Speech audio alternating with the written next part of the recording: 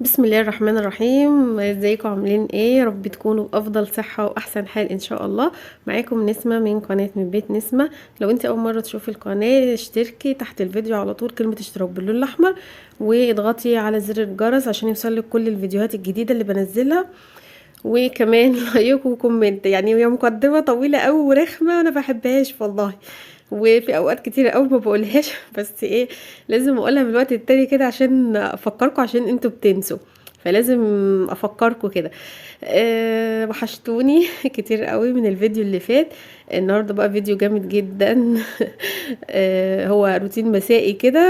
انا اصلا كنت بره في مشوار وجيت بقى، بصوا يعني لقيت دي بتكعبل كده، فاهمين؟ فهنعمل غدا كده سريع. لما جيت من المشوار كده كان ولادي جم من المدرسة، وطبعا ما كنتش عملت الغدا، يعني لسه هاجي هعمل، فجت جيت على مجيتهم يعني. فهم قالوا لي هاتي فلوس نجيب كشري يعني وكده. ماشي. كل عيل عايز له 10 جنيه عشان يجيب بقى كشري او يمكن اكتر كمان. حسيت كده ان انا هخش لي في حسبة 40 جنيه 50 جنيه كشري بس كده. ولا ولسه هعمل غدا، يعني هو المفروض اصلا ان ده تصبير على ما انت تعملي الغدا يعني. فانا قلت ايه، لا تصبيره بتصبيره بقى، لا استنوا شوية على ما انا ايه، انا هخلصه على طول. احنا بنقول توفير ونوفر وندبر كده، مش هنروح نجيب 50 جنيه تصبيرة وبعدين نرجع نعمل غدا وخلصتي، لا لسه، والجو ده انتوا عارفين طبعا. وكلنا امهات وبنمر بالوقت ده، اللي هم بيبقوا جاي من المدرسة كله جعان. يعني هو رابطين احنا مجيهم من المدرسة بالجوع، مش عارفة ليه دايما يعني. المهم حتى لو اللي فايض معاه سندوتشات مش بيرضى ياكلها، خلاص هو جه البيت فخلاص يعني، لا احنا عايزين اكل من البيت بقى يعني. اكل السندوتشات دي، طيب اللي فاضله معاك دي على ما نخلص، لا خلاص هم جم البيت خلاص السندوتشات دي بتتركن. المهم يعني عشان مطولش عليكم، طبعا احسن حاجه للكشري البصل الابيض، بلاش الاحمر ده عشان بيبقى غامق كده ومسود، فمش بيبقى شكله عاطفي شويه. فانا حطيت على طول طبعا بقى قيت العيون البوتاجاز كلها زي ما انتم شايفين كده. سلقت المكرونه، حتى جيت اسلق المكرونه اللي هي الاسباجيتي دي، ما لقيتهاش اسباجيتي، لقيتها شرايط وما خدتش بالي خالص منها الا ما فتحت الكيس كمان. فكنت مجبره بقى، فعادي هتنفع مش هتقول لا يعني. انتوا اصلا لو تاخدوا بالكم العلب اللي هي بتاعت الكشري اللي احنا بنشتريها من بره دي، بتبقى تحسي ان المكرونه تخينه كده شويه، واكله ومتغذيه كده، عكس اللي هي بنجيبها في الاكياس، لان هم بيجيبوها طبعا بالاطنان وبتبقى في شكاير وكده.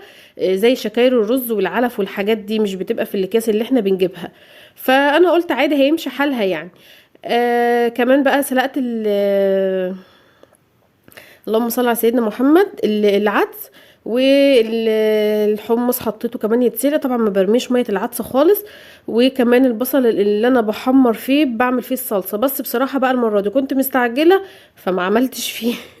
ما عملتش فيه الصلصه، كنت باخد منه واعمل الصلصه واعمل له الرز والحاجات دي، عشان طبعا الزيت ده بيطعم الحاجه كده وبيخلي طعمها حلو قوي.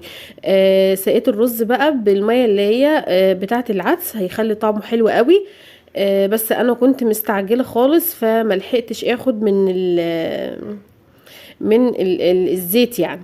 جربي كده الزيت اللي انت بتحمصي فيه العيش والبصل، تاخدي منه تعملي منه الصلصة وتحمري الرز ابو شعرية. فبيطعم الكشري قوي، بيديله طعم حلو قوي يعني.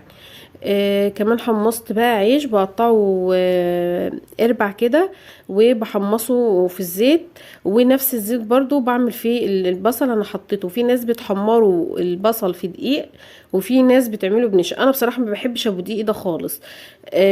ما بحبش طعمه، فانا بحس ان هو اطعم بالنشا، وبتدي قرمشة حلوة كده. حتى لو انا سبته في طبق كده على رخامة المطبخ يوم واتنين وتلاتة، بيتنيه ناشف زي ما هو، مش بيجرى له اي حاجة خالص ولا بيطرى.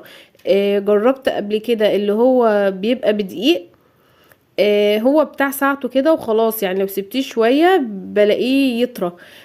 حتى كمان العيال ساعات بيحبوا ياكلوه مثلا مع بيض مفقوش ولا حاجه، بيحبوا ياكلوا، بيحطوا البصل ده عليه وكده، فبتلاقيه مقرمش وحلو، يحبوا ان هم ياكلوه. لكن طبعا الطري دون ما حدش بيقرب له تاني خالص يعني، او عاده بيترمي يعني.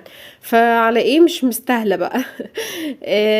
بعد كده عملت الصلصه. بصوا كل ده على السريع يعني، كل ده خد نص ساعه بكتير قوي. هنا الصلصه انا ما عملتهاش بالثوم بس، انا حمصت كده بصلايه صغيره خالص. ممكن تعمليها بالثوم وتطشيها بالخل، الصلصه الحمراء.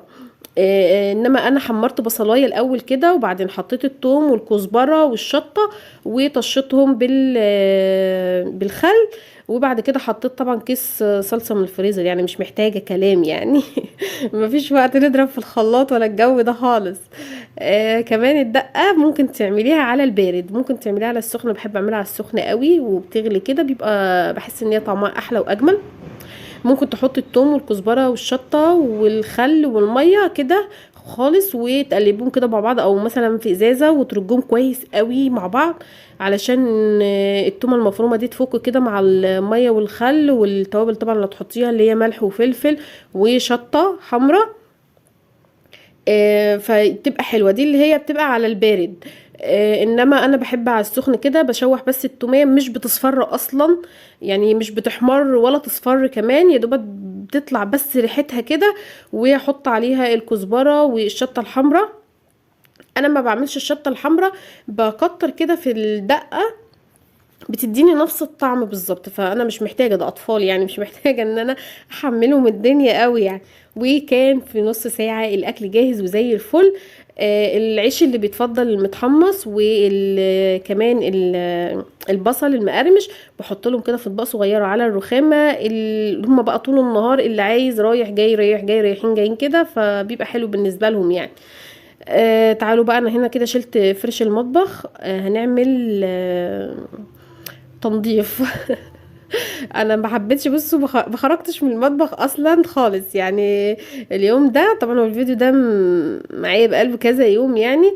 ومنتجاه ومظبطاه، بس كنت مكسله بصراحه ان انا اسجل عليه صوت يعني. ف فانا في اليوم ده ما خرجتش خالص يعني، تنتني بصوا. ما حبيتش ان انا ارص المشتريات اللي انا اشتريتها بتاعه الشهر وتربو كده خالص. انا حبيت ان هو انضف الدنيا كده واغسله. بصي، هو ده كومودينو من بتاع الاطفال، ده كان عليه رسومات اطفال وكده، بس هو اتبهدل في الاوض وكده، فقلت بدل ما اركنه ولا اشحته او كده، فانا استخدمه في المطبخ جنب التربو اللي هو فيه البصل والبطاطس والحاجات دي. وكمان يعني اللي شجعني ان اللون نفسه يعني واحد.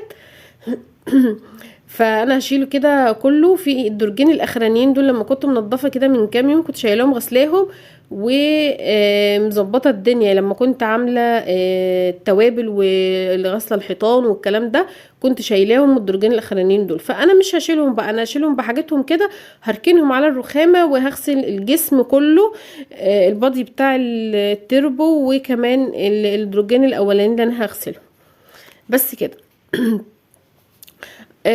طبعا زي ما بقول لكم بقى، يعني احنا بنمر بمواقف كتير قوي، ومن اكتر الحاجات دي يعني اللي احنا بنمر بيها الضغط. يعني الضغط ده اليومين دول في كل حاجة، وكمان بسبب الارتفاع الرهيب اللي الاسعار عمالة ترتفع، والمصاريف والناس مش ملاحقة والجو ده. فشوف في عز الضغط اللي انت بتبقي فيه دون، فبتلاقي ناس مستفزة في حياتك. ما بتعرفيش اصلا تتعاملي معاهم، ما بتعرفيش تتصرفي، ما بتعرفيش تردي.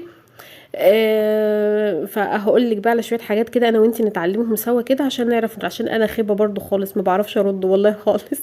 وممكن كمان بعد ما الموقف يعدي بيوم ولا حاجه كده، افتكر الرد المناسب، فاقول يا نهار ابيض لو الموقف ده يتعاد تاني علشان ارد الرد ده.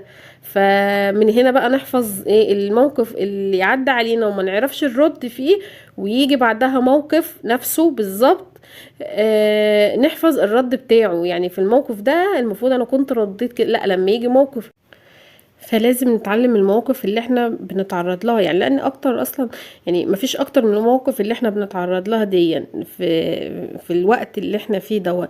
فالطريقة بقى يعني الرهيبة اكتر حاجة، ان انتي تجنبي الشخص صاحبتك بقى، جارتك، سلفتك، اي حد، تجنبيه خالص، يعني كأنه مش موجود بالظبط. آه، عدم الرد والثقة في نفسك كده هتخلي الشخص المستفز ده اصلا يعني هو اللي يبقى بيغلي كده من جواه اصلا بتجنبك ده وعدم ردك عليه كأنه مش موجود بالظبط. ما تقعديش تفسري وتبرري يعني ما تبقيش انت اللي ليكي الحق وتنيكي تقعدي تقولي معلش، طب ما كانش قصدي، طب استني بس هفهمك، طب مش لا خلاص يبقى تفهم اللي تفهمه. ما تنكيش تفسري وتقعدي تبرري افعالك، الكلام ده لا، عادي سيبيها براحتها خالص.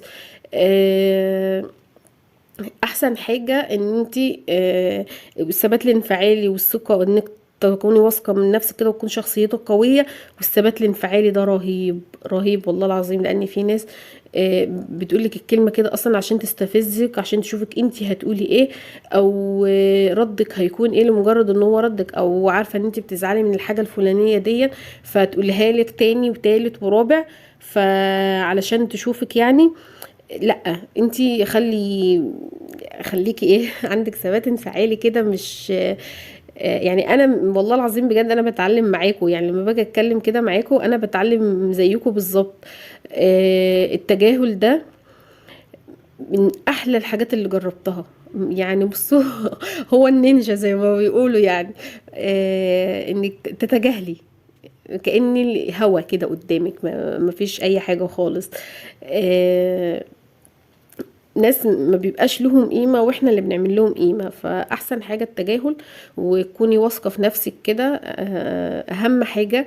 لأن الناس اللي هي بتبقى مهزوزة دي، ما عندهاش ثقة في نفسها دي، هي اللي بتبقى تعبانة وبتتعب اللي حواليها كمان. فاحنا على ايه بقى؟ احنا اصلا مش ناقصين في الضغط اللي احنا فيه دوت. ماشي، فخليكي قوية يعني. آه بصوا بقى، انا مسحت بقى وظبطت الدنيا زي ما انتوا شفتوا كده، وكمان المفارش بتاعتي غسلتها، والادراج بتاعتي بقت نظيفه وزي الفل. بصوا المكرونه دي العصر بيأذن، الله اكبر الله أكبر.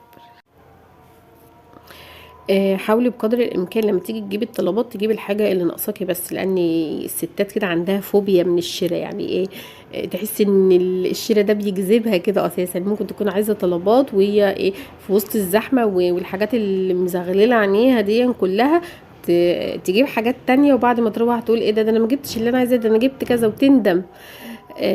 فخليكي واعية كده، هاتي الحاجات اللي انت محتاجاها بس، اللي التانية دي يعني زي ما بيقولوا كده الأهم ثم المهم، يعني اللي محتاجينها الأول، أساسيات البيت، الحاجات دي كلها أهم حاجة دلوقتي، أهم حاجة يعني أي حاجة معاكي أي قرش كده مستخبي في البوك كده ولا كده، هاتي بيه طلبات للبيت، طلبات لولادك، الحاجات دي كلها بتنفع وبتسد والله في أي وقت.